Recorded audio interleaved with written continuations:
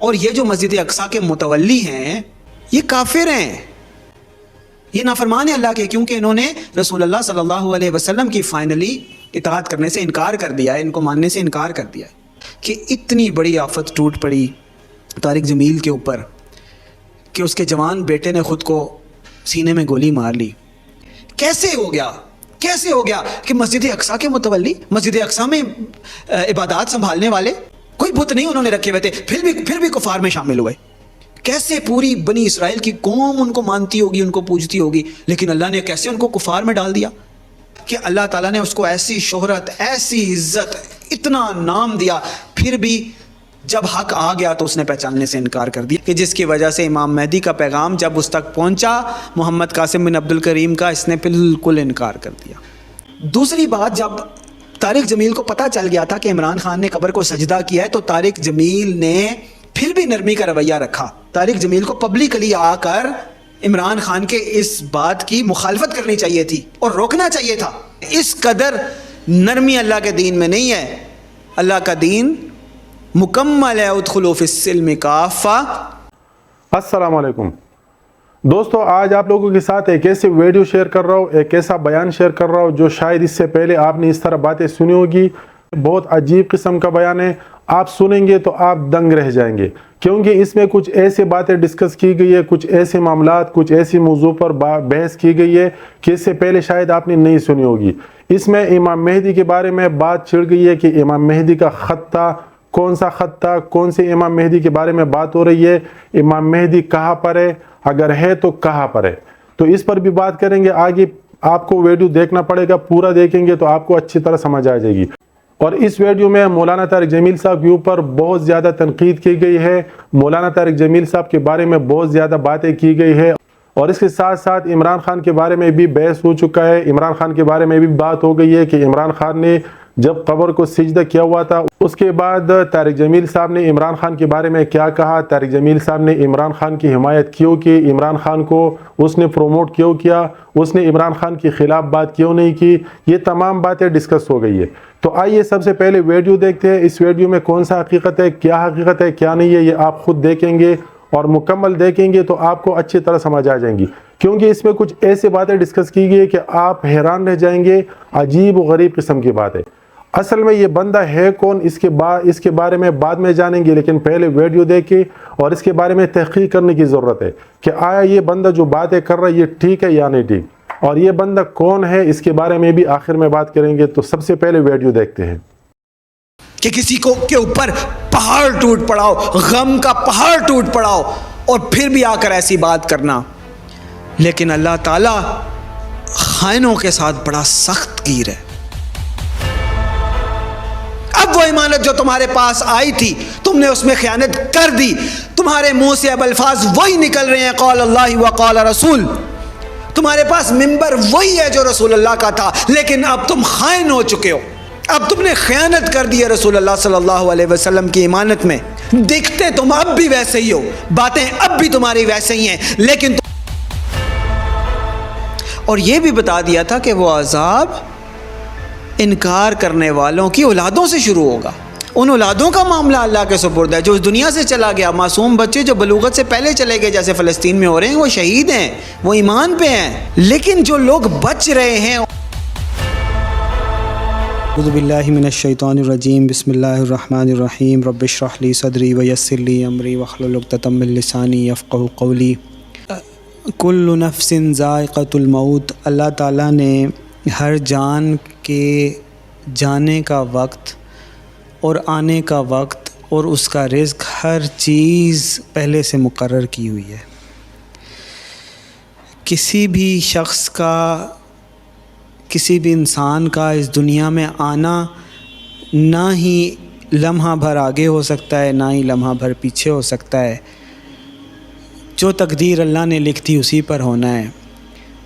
اسی طرح کسی بھی انسان کا اس دنیا سے جانا اللہ نے لکھا ہوا ہے، وہ بھی نہ لمحہ بھر آگے ہو سکتا ہے، نہ ہی لمحہ بھر پیچھے ہو سکتا ہے۔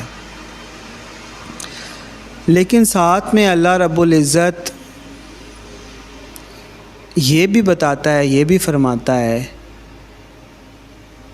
کہ وما اصابکم بمصیبت فبما کسبت ایدیکم، جب بھی تمہارے اوپر کوئی مصیبت پریشانی آتی ہے تو تم خود اس کو کماتے ہو۔ اگر کوئی نیک آدمی کے اوپر مصیبت آئے گی، پریشانی آئے گی، جیسے رسول اللہ صلی اللہ علیہ وسلم اور صحابہ پہ آئی، تو پھر قرآن کی یہ آیت لاگو ہوگی کہ وَلَنَبْلُوَنَّكُمْ بِشَيْءٍ مِّنَ الْخَوْفِ وَالْجُوعِ وَنَقْصٍ مِّنَ الْأَمْوَالِ وَالْأَنفُسِ وَالثَّمَرَاتِ وَبَشِّرِ الصَّابِرِينَ الَّذِينَ إِذَا أَصَابَتْهُم مُّصِيبَةٌ قَالُوا إِنَّا لِلَّهِ وَإِنَّا إِلَيْهِ رَاجِعُونَ، کہ ہم تمہیں آزمائیں گے کچھ خوف سے، کچھ بھوک سے، کچھ مالوں کے، کچھ جانوں کے نقصان سے، کچھ رزلٹس کے نقصان سے، اور صبر کرنے والوں کے لیے خوشخبری ہے جو ہر چیز اللہ کو منسوب کرتے ہیں اور کہتے ہیں کہ اللہ، دل سے یہ مانتے اور جانتے ہیں اور اقرار کرتے ہیں کہ اے اللہ ہم تیرے لیے ہیں اور ہمیں تیری ہی طرف لوٹ کر آنا ہے۔ اور یہ کام اور بھی زیادہ مشکل ہو جاتا ہے جب آپ کو اپنے محبت کرنے والوں کے ساتھ اور ایسے لوگوں کے ساتھ کچھ سختی کا معاملہ کرنا پڑے جن سے آپ انسپائر تھے یا ہیں۔ لیکن اب آ کر ایک ایسا کام ذمہ لگ گیا ہے کہ ان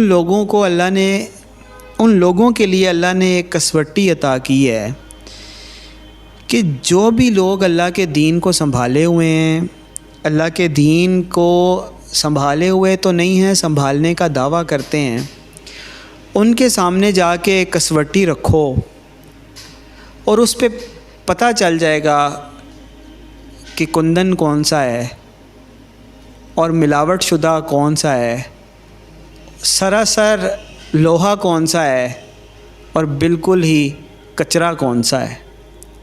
یہ کام میرا نہیں کہ پھر ان سب کے نام لے لے کے عوام کے سامنے بتاؤں کہ فلاں سونا نکلا، فلاں کندن نکلا، فلاں ملاوٹ شدہ نکلا، فلاں پتھر نکلا، فلاں بالکل ہی کچرا نکلا۔ لیکن اللہ رب العزت کا کام یہ ضرور ہے۔ تو اللہ تعالیٰ نے قرآن میں بتایا کہ تاکہ اللہ تعالیٰ خبیث کو طیب سے پاک کر دے، یہ اللہ کا کام ہے، بندوں کا کام نہیں ہے، میرا کام نہیں ہے۔ اللہ رب العزت نے بہت مقام، مرتبہ، فضیلت، بہت درجہ دیا ہوا تھا حضرت اسحاق، حضرت یعقوب علیہم الصلاۃ کی اولادوں کو۔ اللہ نے بہت درجہ دیا ہوا تھا ان لوگوں کو جو کہ حضرت ابراہیم علیہ السلام کی مشرق وسطیٰ کی لڑی، فلسطین کی لڑی سے جو اولادیں تھیں، یعنی کہ بنی اسرائیل، بہت اللہ نے مقام اور مرتبہ دیا ہوا تھا۔ یہاں تک کہ اللہ کو اتنی محبت تھی ان سے کہ اللہ نے فرما دیا ایک نسل کو، ایک قوم کو کہ انی فضلتکم علی العالمین، تمہیں میں نے سب سے اچھا بنا دیا، سب سے افضل کر دیا، تم سب سے لاڈلے ہو، تم سب سے پیارے ہو، تم مجھے سب سے اچھے لگتے ہو۔ لیکن یہ پھر اللہ تعالیٰ کی سنت بھی ہے کہ جس کو اللہ تعالیٰ اتنا لاڈ دیتا ہے، اتنا پیار دیتا ہے، اتنی فضیلت دیتا ہے، تو پھر اللہ تعالیٰ اس سے ایکسپیکٹ بھی ویسے ہی کرتا ہے کہ یہ مجھے بھی ویسے ہی رسپانس کرے، اللہ کو ویسے ہی رسپانس کرے جیسے اللہ نے اس کو لاڈ دیا ہے۔ وہ چاہے بار بار غلطیاں کرتا رہے، بار بار گستاخیاں کرتا رہے، بار بار نافرمانیاں کرتا رہے، اللہ تعالیٰ لاڈ دیتا رہتا ہے، دیتا رہتا ہے، دیتا رہتا ہے، دیتا رہتا ہے۔ حضرت یوسف علیہ السلام اور ان کے بھائیوں کی اولاد ہونے کے باوجود جب اللہ تعالیٰ نے بنی اسرائیل کو نکال لیا فرعون کی غلامی سے، اتنے بڑے عذاب سے نکال لیا کہ ان کے بچوں کو وہ پیدا ہوتے ہی ذبح کر دیا کرتے تھے فرعون اور اس کے حواری۔ تو اللہ نے ان کو جب نکال لیا تو حضرت یوسف علیہ السلام اور ان کے بھائیوں کی اولادیں ہونے کے باوجود، نبیوں کی آل ہونے کے باوجود، انہوں نے سونے چاندی کی دھاتوں کو پگھلا کر ایک بچھڑا بنا کر اس کو پوجنا شروع کر دیا، اللہ تعالیٰ نے پھر بھی ان کو وباء بغضب من اللہ نہیں کہا، اللہ تعالیٰ نے ان کو مہلت دی۔ جنہوں نے یہ حرکت کی تھی ان کو سزا ملی، لیکن پوری قوم کو نہیں ملی۔ پھر اللہ تعالیٰ نے حضرت موسیٰ علیہ السلام، حضرت ہارون علیہ السلام کے بعد اتنی ان کو ڈھیل دی، اتنا پیار دیا، اتنا پیار دیا، اتنا پیار دیا، اتنا پیار دیا کہ ان کو ایسے بادشاہ عطا فرمائے، ایسی بزرگ اور اللہ کی بہت ہی محبوب ہستی حضرت سلیمان علیہ السلام عطا فرمائے کہ جن کو دنیاوی مال و دولت، دنیاوی بادشاہت ایسی عطا فرمائی کہ چرند پرند حتیٰ کہ چونٹیوں تک کی وہ زبان سمجھتے تھے اور ان سے کلام فرماتے تھے، اور ہر چیز کے اوپر اللہ تعالیٰ نے انہیں حکومت عطا فرمائی۔ جنات اور شیاطین تو ان کے لیے یمن سے تخت اٹھا کر لے آتے تھے ایک ملکہ کا، جنات اور شیاطین تو ان کے لیے مینار تعمیر کرتے تھے۔ حضرت سلیمان علیہ السلام کو اللہ تعالیٰ نے بنی اسرائیل میں سے ایک بادشاہ کو، اتنی ایک نبی کو بادشاہ بھی بنایا، ایک بادشاہ کو ایک نبی بنایا، اور اتنا بڑا لاڈ اور محبت اللہ تعالیٰ نے دی۔ لیکن اتنے لاڈ کے بعد بھی اگر وہ یحییٰ علیہ السلام کو قتل کر دیں، اتنے لاڈ کے بعد بھی وہ انبیاء علیہ السلام کی گستاخی کرتے رہیں، اتنے لاڈ اور اتنی ڈھیل کے بعد بھی حضرت عیسیٰ علیہ السلام آئیں تو ان میں سے کچھ لوگ حضرت عیسیٰ علیہ السلام کو قتل کرنے کی نعوذ باللہ ثم نعوذ باللہ کوشش کریں، تو پھر اللہ تعالیٰ وہ پچھلے وعدے ان عدتم عدنا، پھر اللہ تعالیٰ فرماتا ہے کہ اگر تم بار بار بدمعاشی کرو گے تو ہم بھی کریں گے۔ پھر اللہ تعالیٰ فائنلی ان کو کر دیتا ہے کہ وباء بغضب من اللہ، میں نے تمہیں کہا تھا تم سب سے افضل ہو، لیکن اس کا یہ مطلب نہیں تھا کہ تم میری نافرمانی کرنے لگو۔ ایک دفعہ کی، دو دفعہ کی، 10 20، لیکن جب ہزاروں دفعہ بات پہنچ گئی، کبھی تمہیں منع کیا کہ ہفتے والے دن مچھلی کا شکار نہیں کرنا تو تم وہ جا کر کرنے لگے، تم نے نالیاں کھود لیں۔ کبھی تمہیں کہا کہ ایک گاؤں کے شخص کو اپنا لیڈر بنا لو، طالوت علیہ السلام کو، تو تم نے اس سے انکار کیا۔ کبھی تمہیں کہا کہ ایک گائے کو ذبح کر کے اس کا ٹکڑا مقتول کے اوپر لگاؤ، تو اس کے اوپر تم نے حجتیں کی۔ کبھی تمہیں کہا کہ تمہیں جنت سے ہم من و سلوہ دے رہے ہیں، تو تم نے اس کا انکار کیا، اور تم نے اللہ تعالیٰ کی ناشکری کر کے، نعمت کی ناقدری کر کے تم نے کہا کہ ہمیں لہسن، ککڑیاں اور سبزیاں دو۔ اور کبھی تم نے انبیاء کو قتل کیا، کبھی تم نے انبیاء کی گستاخی کی، حتیٰ کہ حضرت عیسیٰ علیہ السلام کو بھی تم نے قتل کیا۔ پہلے حضرت مریم علیہ السلام حضرت عیسیٰ کی والدہ کے اوپر تہمت لگائی، پھر جب انہوں نے والدہ کی گود میں کلام کیا پھر بھی تم باز نہ آئے، پھر بھی ان کو برا بھلا کہتے رہے، پھر تم نے یہاں تک کہ ان کو نعوذ باللہ ثم نعوذ باللہ قتل کرنے کی کوشش کی۔ تو پھر اللہ تعالیٰ بھی دوسرا تیور بدلتا ہے اور فرماتا ہے کہ وباء بغضب من اللہ، اب تم مردود و مغضوب ہو، اب میرا غضب تمہارے اوپر آئے گا۔ تو پھر رسول اللہ صلی اللہ علیہ وسلم جب تشریف لاتے ہیں، کئی مہینے رسول اللہ صلی اللہ علیہ وسلم مسجد اقصیٰ کی طرف رخ فرما کر نماز ادا فرماتے ہیں، یعنی جو انبیاء کی وارث سرزمین ہے اس سے رسول اللہ اور مسلمانوں کا ناطہ اللہ تعالیٰ خود جوڑتا ہے۔ اس کے بعد بھی رسول اللہ صلی اللہ علیہ وسلم کو یہ بتانا پڑتا ہے کہ یہ یہود، یہ جو علماء ہیں، یہ ان کے رہبان ہیں، اور یہ جو مسجد اقصیٰ کے متولی ہیں یہ کافر ہیں، یہ نافرمان ہیں اللہ کے، کیونکہ انہوں نے رسول اللہ صلی اللہ علیہ وسلم کی فائنلی اطاعت کرنے سے انکار کر دیا ہے، ان کو ماننے سے انکار کر دیا ہے۔ کتنا برا لگتا ہوگا رسول اللہ صلی اللہ علیہ وسلم کو جب وہ راتوں کو ان سب کے لیے دعائیں کرتے ہوں اور دن کو بتانا پڑتا ہو امت کو، اپنے ساتھیوں کو، کہ یہ لوگ کافر ہو چکے ہیں، یہ اللہ اور اس کے رسول کے انکاری ہو چکے ہیں، اللہ کے حکموں کو نہیں مانتے، یہ اپنی انا کو، اپنی خواہشات کو ہی فالو کرنا چاہتے ہیں۔ تو یہ کام تو اللہ کا ہے کہ وہ اس کسوٹی کے اوپر لوگوں کو پرکھے، حق کی کسوٹی کے اوپر، اور پھر اعلان بھی کرے، جس سے چاہے کروا دے۔ تو کام تو مشکل ہے لیکن کرنا پڑ رہا ہے، اور بڑا ہی مشکل ہو رہا ہے اس موقع پہ یہ بات کرتے ہوئے۔ بہت دل میں ایک غم کی کیفیت ہے کہ اتنی بڑی آفت ٹوٹ پڑی طارق جمیل کے اوپر کہ اس کے جوان بیٹے نے خود کو سینے میں گولی مار لی۔ اس کا معاملہ تو اللہ ہی کرے گا، جو گزر گیا اس دنیا سے اس کا معاملہ تو اللہ ہی کرے گا۔ اللہ تعالیٰ بہتر جانتا ہے کہ کس کیٹیگری میں اللہ تعالیٰ اس کو ڈالے گا۔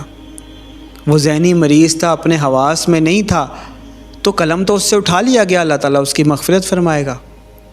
اگر وہ ڈپریشن اور انگزائٹی کی وجہ سے ایکسٹریم تکلیف میں تھا لیکن حواس سے نہیں گیا تھا، پھر بھی اس نے جان بوجھ کے کی، تو اللہ تعالیٰ اس کا فیصلہ کرنے والا ہے، ہم اس کا فیصلہ کرنے والے کون ہوتے ہیں؟ اگر وہ بالکل صحیح تھا، ہوش و حواس میں تھا، پھر بھی اس نے یہ کام کیا، پھر بھی فیصلہ اللہ کرنے والا ہے، ہم اس کا فیصلہ کرنے والے کون ہوتے ہیں؟ لیکن قوم لوط کے اوپر اللہ تعالیٰ نے ایک ایسا عذاب بھیجا تھا جو پوری تباہ کر دی گئی تھی۔ آسمان سے پتھر برسے تھے، زمین سے فرشتے نے ان کو اٹھایا اور اوپر والے حصے کو نیچے کی طرف کر دیا، الٹ کے رکھ دیا اس بستی کو۔ اس قوم کے پاس کوئی چانس نہیں رہا تھا کہ وہ پلٹے، لیکن اس قوم کے ساتھ یہ معاملہ ہو رہا ہے کہ اللہ تعالیٰ نے انتہائی غصے میں چلا کے فرمایا کہ تم لوگ سمجھتے کیوں نہیں ہو، تمہارے اوپر عذاب آ رہا ہے۔ اللہ تعالیٰ نے کہلوایا تھا، ایک دفعہ پھر دیکھ لیں، بار بار دیکھ چکے ہیں، پھر دیکھیں۔ اور اگر میں یہ کہوں کہ آسمان کا رنگ بدل چکا ہے ان لوگوں کے لیے کہ جو دوسری طرف کھڑے ہیں، تو پھر میں یہ بھی کہوں گا کہ میں اللہ کی قسم اٹھا کے کہتا ہوں کہ ہر مخالفت کرنے والے کا، ہر منافقت کرنے والے کا اور ہر رستے میں کھڑے ہونے والے کے لیے اللہ کے عذاب کا وقت آ گیا۔ جو بالکل کھلم کھلا سامنے کھڑے ہیں یا منافقت کے ساتھ مخالفت کر رہے ہیں، اللہ کی قسم اٹھا کے میں کہتا ہوں کہ ان کے لیے عذاب کا فیصلہ ہے۔ تمام تر بڑے بڑے زعماء جو اپنی اپنی مسندیں سجا کر بیٹھے ہوئے ہیں، رسول اللہ صلی اللہ علیہ وسلم کے حکم سے بالا تر سمجھتے ہیں۔ اگر بالا تر سمجھتے ہیں تو اللہ اور اس کے رسول کے قہر کے لیے تیار ہو جائیں، اگر بالا تر نہیں سمجھتے تو محمد رسول اللہ کے حکم پر آ کر تعمیل کریں، امام مہدی کے ہاتھ پر بیعت کریں، ان کو مسند پہ بٹھائیں، ورنہ نشان عبرت بنا دیے جائیں گے۔ یہ اللہ تعالیٰ کا فیصلہ ہو چکا ہے۔ شاید ہی کبھی کسی کو آپ نے اس قدر غصے میں دیکھا ہو جس شان میں آج اللہ نے خود کو دکھایا ہے، اور وہ چیخ چیخ کے کہہ رہا ہے کہ تمہیں کیوں سمجھ نہیں آ رہی کہ تمہارے اوپر عذاب آ رہے ہیں، تمہارے اوپر عذاب آنے والا ہے، تمہارے اوپر عذاب آنے والا ہے، تمہارے اوپر عذاب آنے والا ہے، تم لوگ کیوں نہیں سمجھ رہے؟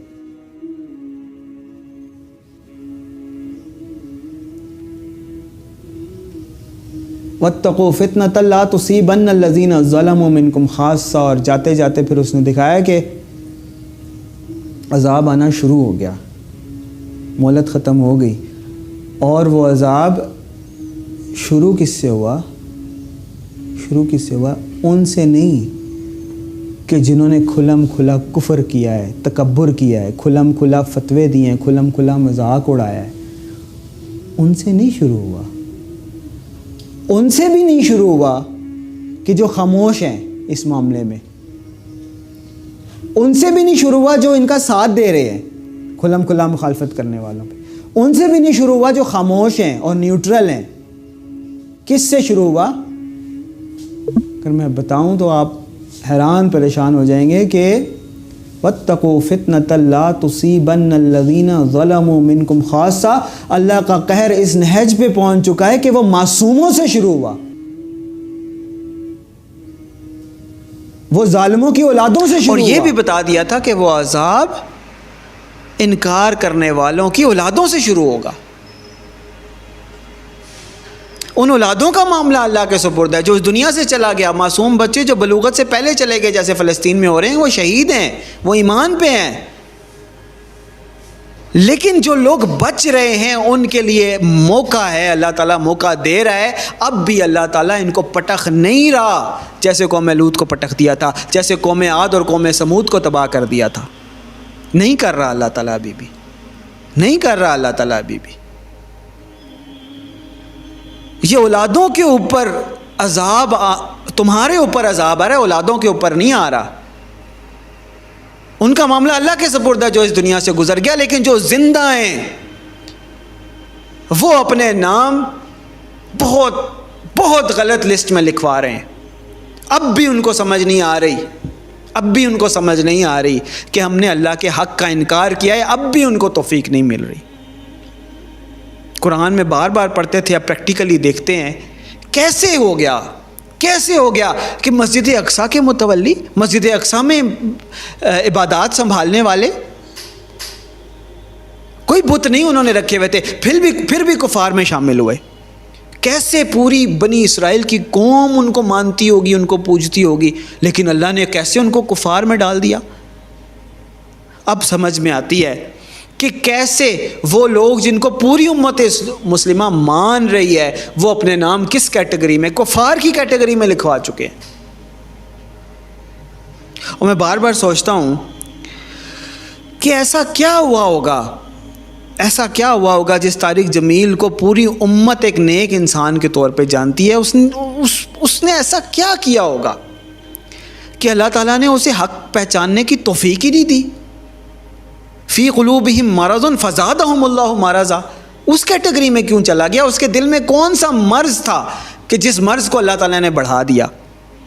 خالی مرض کوئی نہیں بڑھا دیا. وَجَعَلْنَا مِن بَيْنِ أَيْدِيهِمْ سَدًّا وَمِنْ خَلْفِهِمْ سَدًّا فَغْشَيْنَاهُمْ فَهُمْ لَا يُبْصِرُونَ. کہ اللہ تعالیٰ نے اس کے آگے بھی دیوار کھڑی کر دی، پیچھے بھی دیوار کھڑی کر دی، پورا لپیٹ دیا اس کو دیواروں میں کہ اس کو حق نظر ہی نہیں آتا. فَهُمْ لَا يُبْصِرُونَ. یہ تو اللہ تعالیٰ ہی بہتر جانتا ہے کہ اس کے دل میں ایسا کون سا مرض تھا کہ اللہ تعالیٰ نے اس کو ایسی شہرت، ایسی عزت، اتنا نام دیا، پھر بھی جب حق آ گیا تو اس نے پہچاننے سے انکار کر دیا. اور اب بھی وہ لوگوں کے سامنے ایک بالکل دین کے چہرے کے طور پر خود کو پریزنٹ کر رہا ہے. یہ تو اللہ کا کام ہے. اللہ تعالیٰ جانتا ہے کہ اس کے دل میں ایسا کیا مرض تھا. لیکن کچھ چیزیں ایسی تھیں جو ہم جیسے گناہگار لوگوں کو بھی نظر آتی ہیں کہ اس شخص نے کچھ ایسی حماقتیں کی ہیں کہ جس کی وجہ جو ایک پیش خیمہ ہو سکتی ہیں کہ جس کی وجہ سے امام مہدی کا پیغام جب اس تک پہنچا محمد قاسم بن عبد الکریم کا، اس نے بالکل انکار کر دیا. محمد قاسم بن عبد الکریم، اب یہ بندہ کون ہے؟ اس کے بارے میں لازمی تحقیق کرنی ہے. ایک پہلی حرکت جو مجھے ذاتی طور پہ بری لگتی ہے، اللہ تعالیٰ بہتر جانے کہ بری ہے یا کیسی ہے، کہ یہ جو اپنے نام کے ساتھ مولانا لگواتا ہے یہ شخص، اور بھی بہت سارے لوگ لگواتے ہیں، یہ انتہائی برا عمل ہے کہ اپنے آپ کو دوسروں سے مولانا کہلوانا کہ آپ ہمارے مولا ہیں، آپ ہمارے سنبھالتے ہیں، آپ ہمیں، اور پتہ نہیں کیا کہ انہوں نے مطلب نکالے میں. بڑا ہی برا لگنا چاہیے ایک انسان کو. رسول اللہ صلی اللہ علیہ وسلم نے اس چیز کو بھی ناپسند فرمایا، اس شخص کو بھی ناپسند فرمایا کہ جس کو یہ اچھا لگے کہ اس کے آنے پہ لوگ کھڑے ہو جائیں. یہ بات بالکل اپنی اصل میں تو ہے ہی ایسے کہ کھڑے نہیں ہونا چاہیے کسی کے آنے پہ، اور ہم لوگ ایسے کرتے بھی ہیں، اور یہ مولوی بھی کرتے ہیں ایسے. لیکن اس بات کی جو اصل ہے، اس کی حقیقت ہے، جو اس کا مغز ہے، اس کو بھی سمجھنا ضروری ہے کہ خالی کھڑے ہونا ہی نہیں. ویسے بھی جو لوگ آپ کو القابات سے نوازتے ہیں یا آپ خود اپنے نام کے ساتھ القابات لگاتے ہیں، یہ آپ کو نہیں پسند ہونا چاہیے. آپ کو کوئی مولانا کہے تو آپ اسے منع کریں، آپ کو کوئی مائی باپ کہے، آپ کو کوئی بڑا کہے، آپ کو کوئی کرے تو آپ اسے منع کریں. پھر بھی کوئی کرتا رہے، کم از کم آپ تو بری ہو جائیں گے. لیکن آپ کے جو اپنا نام آپ لکھواتے ہیں اپنے آفیشیل چینلز کے اوپر، آفیشیل پلیٹ فارمز کے اوپر، وہ مولانا کے ساتھ ہی لکھواتے ہیں. بڑی ناپسندیدہ بات ہے میرے لیے، مجھے یہ بات بالکل پسند نہیں ہے. شاید دل میں ایک ایسی بڑائی ہو کہ میں دوسروں سے بہتر لگوں، اس وجہ سے مولانا لگاتے ہیں، اور شاید یہ بات پیش خیمہ بنی ہو، یہ اللہ تعالیٰ بہتر جانتا ہے. لیکن بہرحال یہ ایک نامناسب بات ہے. دوسری بات، جب طارق جمیل کو پتہ چل گیا تھا کہ عمران خان نے قبر کو سجدہ کیا ہے، تو طارق جمیل نے پھر بھی نرمی کا رویہ رکھا. طارق جمیل کو پبلکلی آ کر عمران خان کے اس بات کی مخالفت کرنی چاہیے تھی اور روکنا چاہیے تھا کہ یہ حرکت تم نے بالکل غلط کی ہے، میں اس کی حمایت نہیں کر سکتا. طارق جمیل صاحب آپ کو کیا ہو گیا ہے؟ اللہ کا دین ایسا نہیں ہے جیسا آپ بنا رہے ہیں. اس قدر نرمی اللہ کے دین میں نہیں ہے. اللہ کا دین مکمل ہے. ادخلوا فی السلم کافہ، کہ من رأى منکم منکرا فلیغیرہ بیدی فإن لم یستطع فبلسانہ فإن لم یستطع فبقلبہ فہو اضعف الایمان. جس کو اللہ نے طاقت اور حکومت دی ہے وہ ہاتھ سے روکے گا برائی کو. جس کو اللہ تعالیٰ نے ذوق بیان دیا ہے، جس کو رسول اللہ کا ممبر امانتاً دیا گیا ہے، وہ زبان سے روکے گا. کوئی عام انسان ہے، بالکل اس کی کوئی حیثیت وہ نہیں سمجھتا، تو پھر وہ خاموش رہے اور دل میں برا جانے تو چلو شاید اللہ تعالیٰ اس کو بھی معاف کر دے. لیکن جس کو اللہ تعالیٰ نے ممبر دیا ہے، شہرت دی ہے، زبان دی ہے اور عوام کی فالوئنگ دی ہے، اس کے لیے خاموش رہنا یا نیوٹرل رہنا ایسے ہی ہے جیسے وہ اس گناہ میں شامل ہو. بہت بڑی غلطی کی، بہت بڑی غلطی کی طارق جمیل نے. اور خالی یہی غلطی نہیں کی کہ خاموش رہا اس کے اوپر، بلکہ عمران خان کی بارہا حمایت کرتا رہا، بارہا حمایت کرتا رہا کہ اس جیسا لیڈر پاکستان میں نہیں آیا. اللہ تعالیٰ کے غصے اور غضب کو دعوت دی. شرک اللہ تعالیٰ کو بالکل پسند نہیں ہے. آپ نرمی کرتے ہوں گے، کسی سے زنا ہو گیا اس کو اچھی توبہ کی دعوت دیں، ضرور کرنا چاہیے. آپ نرمی کرتے ہوں گے، کسی سے کوئی غلطی ہو گئی، کوتاہی ہو گئی، کوئی انفرادی گناہ ہو گیا، ضرور کرنا چاہیے اسے توبہ کی تلقین کریں اور اس کے گناہ کے اوپر پردہ رکھیں. لیکن جب آپ تاجی کھوکر کے ساتھ، وڈیروں کے ساتھ، زمین ہتھیانے والوں کے ساتھ جا کر نرمی کا رویہ کریں گے، ان کے ساتھ گلے ملیں گے، ہاتھ میں ہاتھ ڈالیں گے، تو وہ مظلوموں کی آہیں بھی آپ کو لگ سکتی ہیں. یہ پوائنٹ کی بات ہے. جب آپ قبر پہ سجدہ کرنے والے کے ساتھ بھی نرمی کریں گے تو اللہ کا عرش بھی غصے سے ہل سکتا ہے.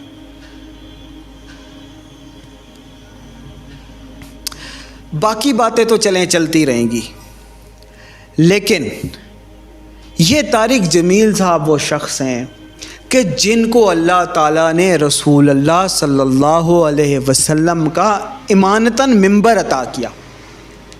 وہ ممبر جس سے رسول اللہ صلی اللہ علیہ وسلم خطاب فرماتے تھے، امت کو گائیڈ کرتے تھے، وہ ممبر اللہ تعالیٰ نے آج کے دور میں کس کو عطا کیا؟ طارق جمیل کو عطا کیا. کہ جہاں پہ طارق جمیل جاتا تھا لوگوں کا سمندر امڑ آتا تھا اس کی بات سننے کے لیے. کیوں؟ کیا تمہاری ذاتی محنت ہے؟ کیا تم ذاتی طور پہ لوگوں کو اپنی پوجا میں لگا سکتے ہو؟ نہیں. تمہیں اللہ تعالیٰ نے رسول اللہ صلی اللہ علیہ وسلم کا ممبر امانتاً عطا کیا کہ یہاں سے حق کی بات ادا کرو. میں پوری امت کو تمہیں سننے میں لگا دوں گا، ان کو حق کی تلقین کرتے رہو، توبہ کی طرف بلاتے رہو. صرف پاکستان میں ہی نہیں، ہندوستان میں ہی نہیں، بنگلہ دیش میں ہی نہیں، سری لنکا میں ہی نہیں، پوری دنیا میں جہاں تم جاتے رہے اللہ تعالیٰ نے سب لوگوں کو تمہاری طرف موڑ دیا. چاہے تم یو کے میں جاؤ، چاہے تم کینیڈا میں جاؤ، چاہے تم امریکہ میں جاؤ، یورپ میں جاؤ، ہندوستان میں جاؤ، پاکستان میں جاؤ، پنڈی میں جاؤ، اسلام آباد میں جاؤ، کے پی میں جاؤ، جہاں بھی تم جاتے رہے اللہ تعالیٰ نے عوام کو تمہاری طرف موڑ دیا کہ ان کو حق کا رستہ دکھاؤ. یہ تمہارے پاس رسول اللہ صلی اللہ علیہ وسلم کا ممبر امانتاً تھا. اور یہ امانت جب ہوتی ہے پھر جب مانگی جاتی ہے تو حوالے کرنے پڑتی ہے.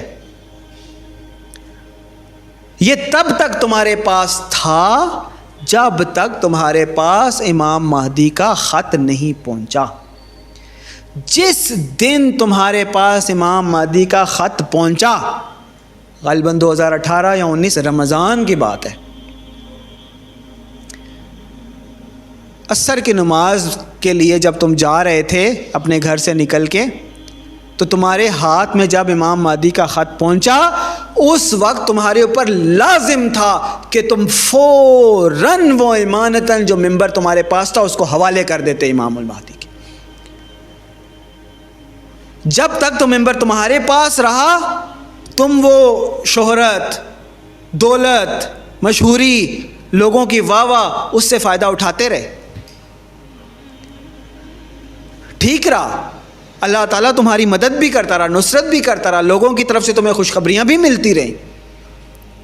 تم نے خود آ کے میڈیا پہ کئی دفعہ اپنے خواب بتائے ہیں یا لوگوں کے خواب تمہارے بارے میں بتائے ہیں کہ تمہیں بڑی بشارتیں آتی رہیں کہ تم خیر کا کام کر رہے ہو اور حق کے راستے پہ ہو. لیکن جس دن تم نے وہ امانت رسول اللہ صلی اللہ علیہ وسلم کے خانوادے کو واپس کرنے سے انکار کر دیا، اس دن سے تم نے اپنا نام کافروں میں لکھوا لیا. فبایعوہ ولو حبوا علی الثلج، رسول اللہ کا حکم تھا کہ چاہے طارق جمیل 70 سال کیا 80 سال کیا 200 سال کا بوڑھا بھی ہو چکا ہو، پھر بھی اگر اسے برف پہ گھسیٹ کے جانا پڑے تو امام مہدی کی اطاعت کرے. لیکن طارق جمیل نے امام مہدی کی اطاعت کا انکار کر دیا، اپنے آپ کو کافروں میں لکھوا لیا، اللہ کے عذاب کا رخ اپنی طرف موڑ لیا. اب وہ امانت جو تمہارے پاس آئی تھی تم نے اس میں خیانت کر دی.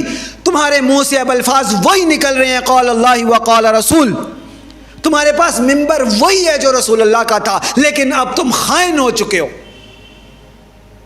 اب تم نے خیانت کر دی ہے رسول اللہ صلی اللہ علیہ وسلم کی امانت میں. دکھتے تم اب بھی ویسے ہی ہو، باتیں اب بھی تمہاری ویسے ہی ہیں، لیکن تم نے امانت سپرد نہیں کی. اب تم خائن ہو چکے ہو، اور خائنوں کا معاملہ اللہ تعالیٰ کے سپرد ہوتا ہے. اللہ تعالیٰ خوب جانتا ہے کہ خائنوں کے ساتھ کیسا معاملہ کرنا ہے. گزارش جو اللہ تعالیٰ نے اس ناچیز سے کروائی تھی، اللہ کا حکم تھا، گزارش اس ناچیز کی تھی کہ اللہ کے عذاب آ رہا ہے، تم سمجھتے کہ نہیں ہو، اور تمہاری اولادوں سے شروع ہوگا، تم نہیں سمجھے. اللہ تعالیٰ نے دکھایا. بہت مشکل ہے یہ الفاظ ادا کرنا کہ کسی کو کے اوپر پہاڑ ٹوٹ پڑا ہو، غم کا پہاڑ ٹوٹ پڑا ہو، اور پھر بھی آ کر ایسی بات کرنا.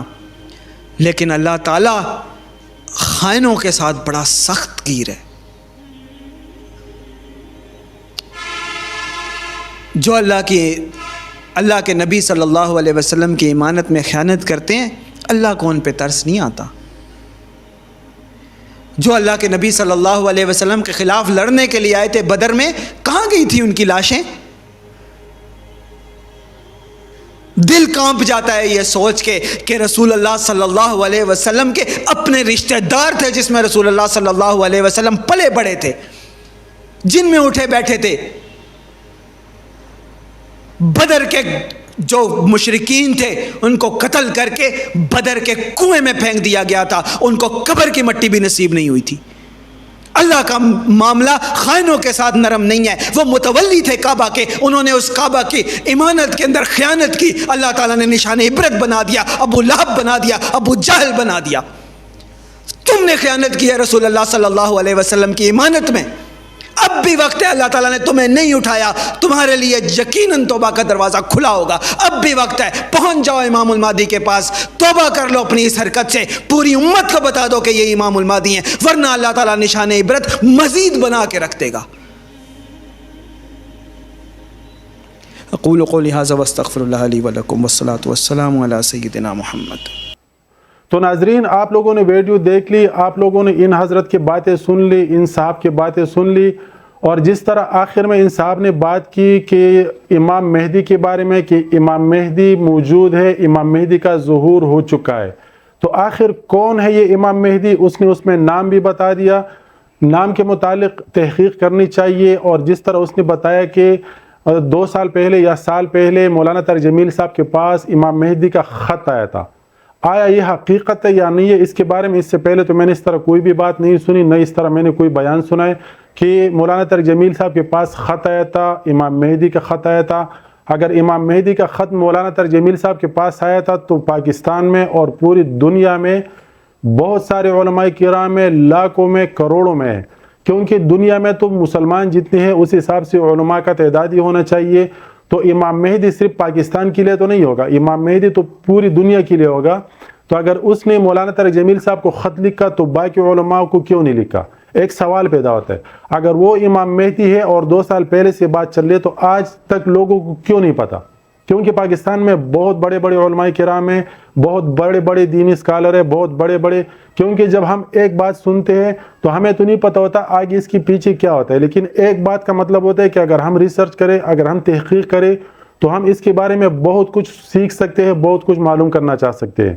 تو اس بات پر تحقیق کرنی چاہیے، اس بات پر تمام لوگوں کو تحقیق کرنی چاہیے کہ امام مہدی کے بارے میں ان صاحب نے جو بات کی، امام مہدی آخر ہے کون؟ یہ بندہ اس کے بارے میں جو بات کر رہا ہے کہ یہ امام مہدی ہے اور آپ لوگ اس کے ہاتھ پر بیعت کریں، اگر اس طرح ہے تو کہاں پر ہے؟ اور مطلب باقی لوگ اس سے ناخبر کیوں ہوئے؟